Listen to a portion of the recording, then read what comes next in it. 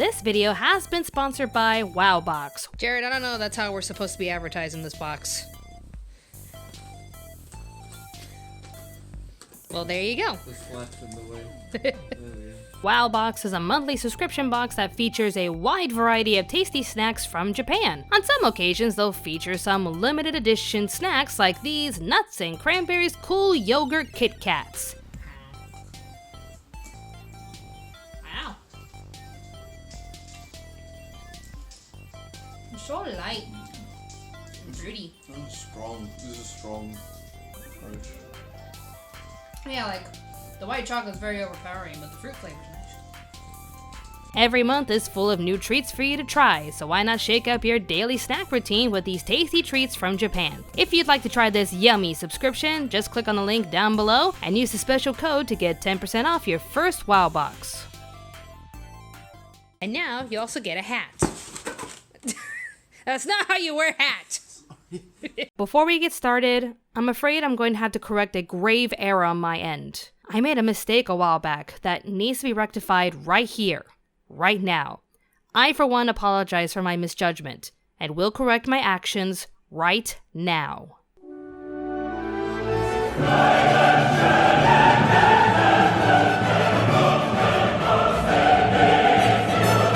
Oh, thank God it's fixed. Now let's talk about this awesome show. Here we go!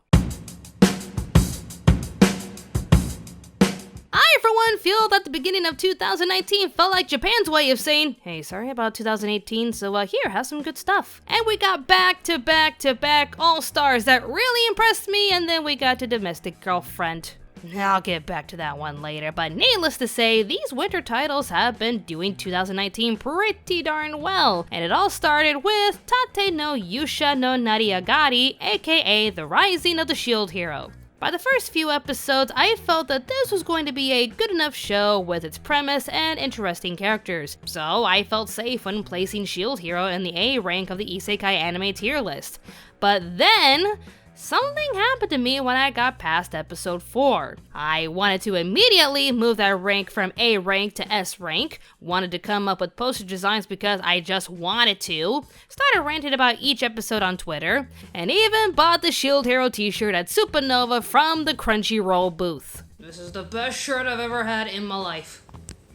One can say I've become a fan, but others would use the appropriate term, obsessed. So what gives, you may ask? What is it about this anime that makes me feel excited for the first time in a long while? Like, I seriously can't remember the last time an anime made me this excited to keep watching. I want to say it was Yuri on Ice, but back on subject. Let's talk about why The Rising of the Shield Hero works as an amazing and one-of-a-kind anime. The story is, well, another isekai. I try to be fair since a lot of anime keeps recycling old ideas, but if they can add something different to it, I don't mind at all. Our main character, Naofumi Iwatani, is another Shannen nerd playing games in his spare time while also attending college. He finds a book in the library telling the story of the 4 cardinal heroes. Okay, we're cutting a little too close to Fushigi Yugi, but go on. He reads about the 4 heroes and how each is assigned to a specific item: a sword, a spear, a bow, and a shield. 3 of the heroes are explained except the shield hero, but once he tries to figure out why, he gets sucked into the book that transports him and 3 other men into this magical world. Each men are from alternate versions of Japan, but are roughly the same age and given color themes that would make the Power Rangers proud. The sword hero is Ranamaki, the bow hero is Itsuki Kawasumi, the spear hero is, okay, let me see if I can pronounce this right, Fuckboy McGee, I think that's how you pronounce it, which means our shield hero is our main character, Naofumi. Our 4 heroes are given the task to save the entire kingdom from a strange phenomenon known as waves that could wipe out the entire world, but they are given any kind of assistance from the kingdom in order to level up their skills to prepare for battle. Yeah, this is a world that operates like a video game, and they literally have to fight monsters to level up. As if only being allowed to operate a shield wasn't bad enough, Naofumi's luck really takes a turn for the worse when his only teammate suddenly, and I mean suddenly, turns around and accuses Naofumi of a crime that he did not commit. And this is the nicest way of putting it because I know Miss YouTube is watching. Okay, let me just get my magnifying glass out here, and there you are! I see you down there, you yellow badge of demonetization, you! But case in point, everyone hates Naofumi. The other heroes think he's a low-life scum, the entire kingdom is told that he's guilty, and has every advantage taken away from him.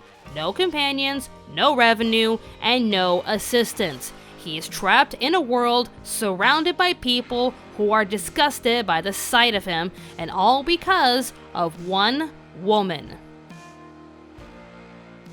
So, where do I begin with this? I guess to start this off, I remember seeing a tweet from someone who couldn't watch a show that is just filled with so many characters out to get Naofumi, even though he did nothing wrong. And I'll admit, this is not an easy show to watch because it can make you feel so anxious and upset with how low these jerks can really be. And it's not just with Princess Bitch over here, I mean she's the headliner in this whole scenario, but there's many players involved like the king, the church, some of the royal guards, and our three heroes who are of no help whatsoever. I'm looking right at ya, fuckboy. Like this bratty little bitch named Mine at first just has everyone wrapped around her fingers.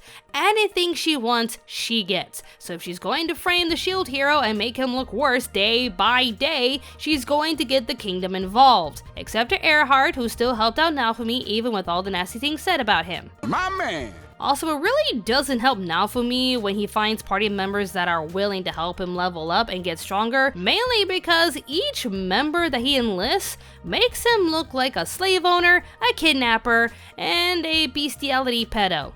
Yeah, I still see you over there.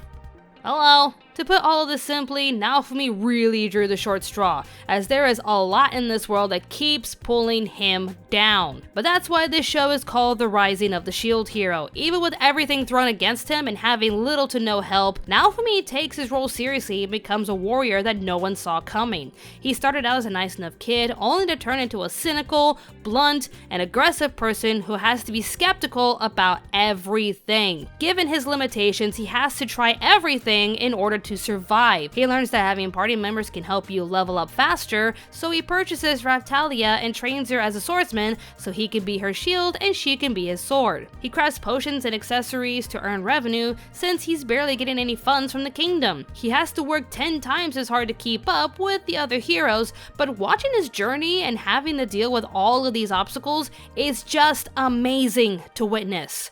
You also see how Naofumi treats each task compared to what other heroes do. You see Naofumi treat the world like it's not a game and thinks about every single outcome of each situation while also having to clean up the messes that the other heroes make. This narration only makes Naofumi's struggle even more infuriating because he's not doing anything wrong but is still treated like a criminal. I mean, Spear Boy not only allows Mine to do what she wants, but also had an entire town destroyed because he failed to do his research about the seed he found and gave to the village. Sword hero Ren slaughtered a dragon for the reputation and for the sweet drops, but didn't clean up the corpse thinking it would just magically disappear later like with any other video game. So he pretty much brought the plague to a nearby town.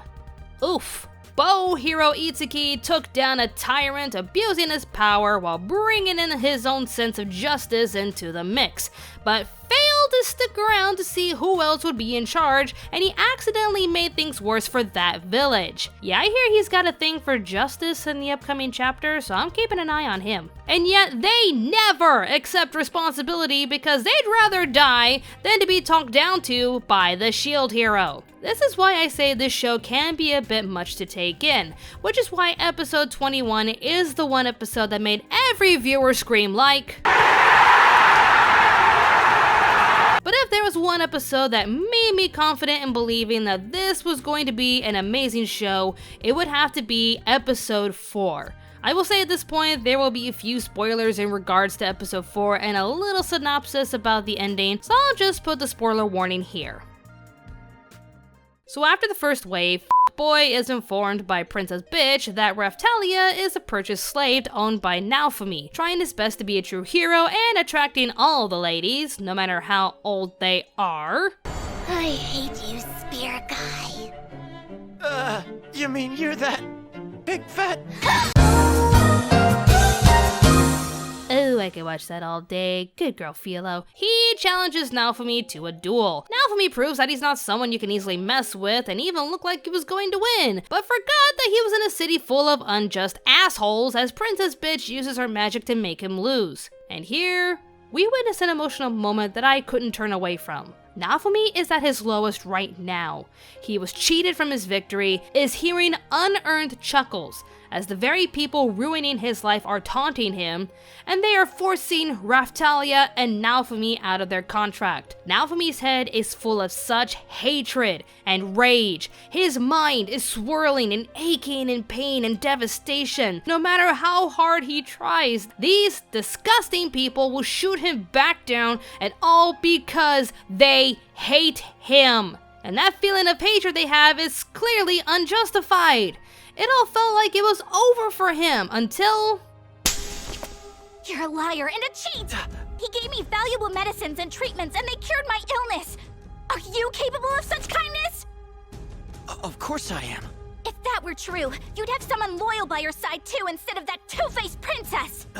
And this is why I propose Raphtalia is best waifu that must now be protected at all costs. All those who agree say aye. Aye! All oppose? Nay! Oh, you had your time in the spotlight, darling. Raphtalia shuts all of them down and lectures them on how unacceptable their behavior is. Naturally, they won't listen to her since 1, they're stubborn, and 2, their kingdom is racist towards demi-humans. Yeah, that's also a thing. But Raphtalia rushes over to Naofumi's side and assures him that with or without the crest, she will not leave his side. For he was the very person who made her stronger and gave her a reason to fight back. This episode, honestly, made me cry.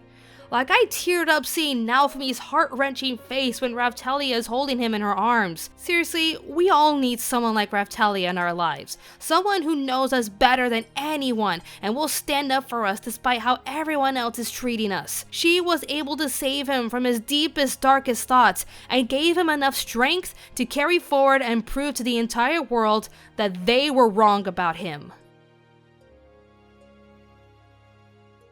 Even after the trial in episode 21, did things change for the better for Naofumi? Yes and no. I mean, he gets cleared of the charges and is innocent, but similar to some people in our world, he still has stubborn individuals who won't believe the truth, even if it was presented right in front of them. They really don't want to be wrong about this, so they'll still treat him poorly. The 4 heroes still won't get along due to the 3 stooges having massive egos that will not budge, and Naofumi even finds a new party member that was tossed from Itsuki's crew because the other members didn't like how she helped him win in the last wave. Some people act this way because they're accustomed to this narrative of them being the good guys, while Naofumi has to keep his role as the devil, no matter what.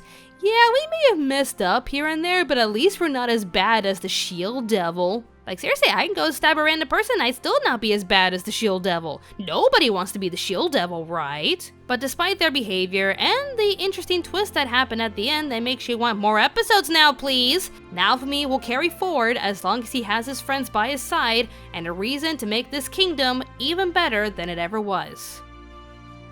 I could go on and on over all the great moments in this show, and the moments that just floored me with how despicable some of these characters could be. Like, seriously, Spirit Boy is bitching about Naofumi using balloon critters to attack and calls it cheating, despite the fact that they're in a duel where Naofumi is only allowed to wield a shield. Seriously, fuck you, fuck boy! But I digress. I can't recommend this series enough, and I'll do my best to read the manga and even the light novels if I have time. Overall, this is a fantastic series with interesting characters, fantastic fight scenes, and a balance of light humor and charm to mix in with all the f***ed up moments so you don't get into too much despair. And if you ask me about the English dub, it's not bad. Though I will say this, try not to give Faye Mata too much trouble for voicing Princess Bitch. I mean, she has to be one of the most hated characters in recent years, but, you know, somebody's gotta do it, and Faye Mata took the job. I mean, unless she's like Lena Headey, who actually likes it when GOT fans yell at her for being Circe, then by all means, have fun, Faye. Each year an anime will have its A-star titles that takes the fandom by storm whether they deserve the attention or not. This is one of those titles that definitely deserves the praise. All of Season 1 is out for the world to watch on Crunchyroll, with most of the episodes dubbed. So I am here to say, you will not regret watching The Rising of the Shield Hero. when Captain America throws his mighty shield. All those who chose to oppose his shield must yield. If you weren't a hero, you'd be executed at once! I'm not even supposed to be here today! I retire for, what, like 5 minutes and it all goes to shit. Don't f with me! I have the power of God and anime on my side! Gotta go fast! Gotta go fast! Master Naofumi, I'm not a kid anymore, and that's the last I want to hear of it! Shut up and eat your cheese sandwich. I got the shield, motherfucker!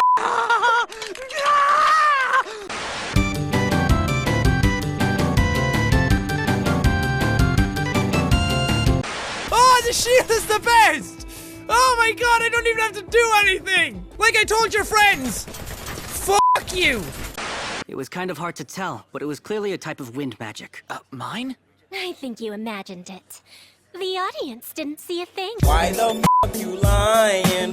Why you always lying? If what I think is happening, it better not be.